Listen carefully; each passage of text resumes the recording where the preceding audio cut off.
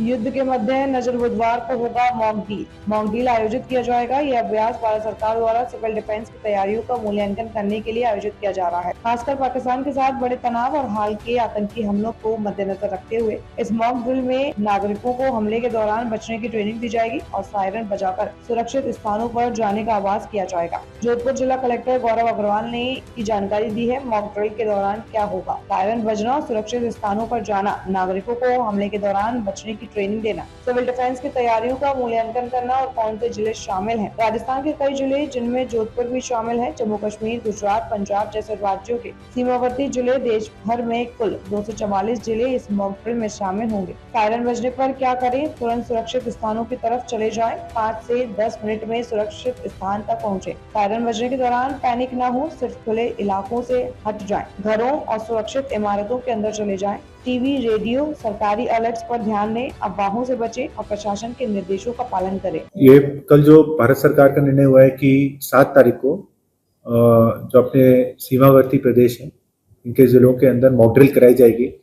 संभावित air attack से बचने की जो मॉक ड्रिल होती है ये कराई जाएगी।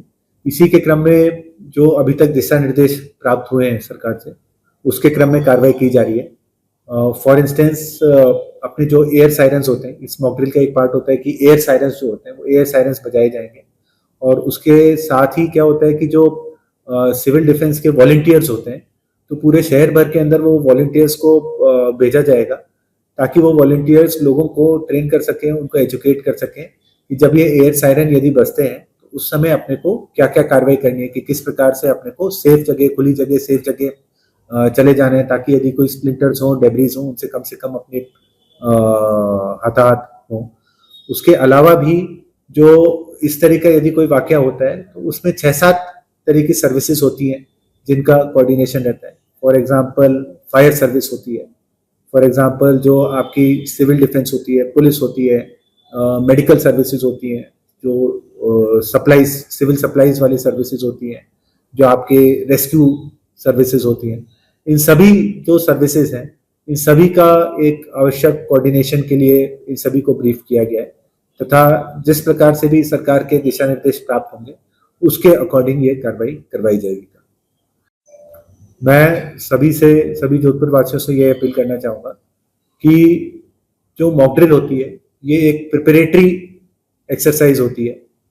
इसका मतलब ये कतई नहीं है कि अपने को कोई पैनिक होना है या कुछ होना है, लेकिन ये प्रिपरेटरी एक्सरसाइज होती है जिसका अर्थ ये है कि यदि इन केस कभी अपने को इस तरह के सायरन, एयर सायरन या एयर रेड्स होती है, कोई एयर सायरन सुनाई देते हैं तो अपने परिवार की, अपने आसपास वालों की जान की रक्षा किस प्रकार से करनी है।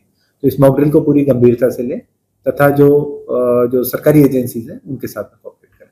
सिविल डिफेंस के करीबन 400 वॉलंटियर्स हैं, तो वो 400 वॉलंटियर्स को उनको ग्रुपों के अंदर विभिन्न जो लोकेशंस हैं शहर में, विभिन्न जो अपनी बस्तियां, कॉलोनीज हैं, उनके अंदर भेजा जाएगा तथा वो जो है लोगों को अवेयर करेंगे कि यदि सायरन बजता है तो अपने को किस प्रकार से कार्रवाई करनी चाहिए।